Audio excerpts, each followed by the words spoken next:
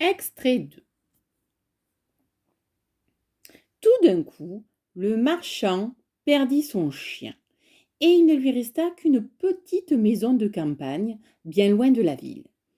Il dit en pleurant à ses enfants qu'il fallait aller demeurer dans cette maison, et qu'en travaillant comme des paysans, ils y pourraient vivre.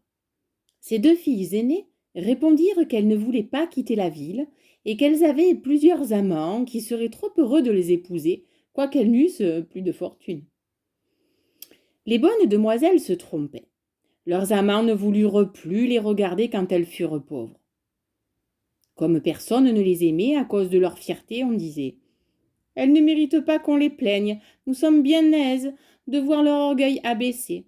Qu'elles aillent faire les dames en gardant les moutons. » Mais en même temps, tout le monde disait « Pour la belle, nous sommes bien fâchés de son malheur. C'est une si bonne fille. Elle parlait aux pauvres gens avec tant de bonté, elle était si douce, si honnête. » Il y a eu même plusieurs gentilshommes qui voulurent l'épouser, quoiqu'elle n'eût pas un sol.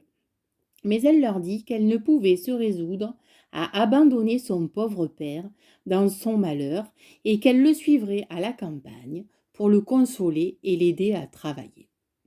La pauvre belle avait été bien affligée d'abord de perdre sa fortune, mais elle s'était dit d'elle-même « Quand je pleurerai bien fort, cela ne me rendra pas mon bien.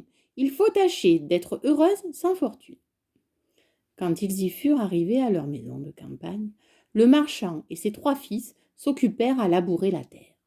La belle se levait à 4 heures du matin et se dépêchait de nettoyer la maison et d'apprêter à dîner pour la famille. Elle eut d'abord beaucoup de peine, car elle n'était pas accoutumée à travailler comme une servante. Mais au bout de 2 mois, elle devint plus forte et la fatigue lui donna une santé parfaite. Quand elle avait fait son ouvrage, elle lisait, elle jouait du clavecin ou bien elle chantait en filant. Ses 2 sœurs, au contraire, s'ennuyaient à la mort. Elles se levaient à 10 heures du matin, se promenaient toute la journée et s'amusaient à regretter leurs beaux habits et les compagnies. « Voyez notre cadette, disait-elle, entre elles. Elle a l'âme basse et elle est si stupide qu'elle est contente de sa malheureuse situation. » Le bon marchand ne pensait pas comme ses filles. Il savait que la belle était plus propre que ses sœurs à briller dans les compagnies. Il admirait la vertu de cette jeune fille et surtout sa patience, car ses 2 sœurs, non contentes de lui laisser faire tout l'ouvrage de la maison, l'insultaient à tout moment.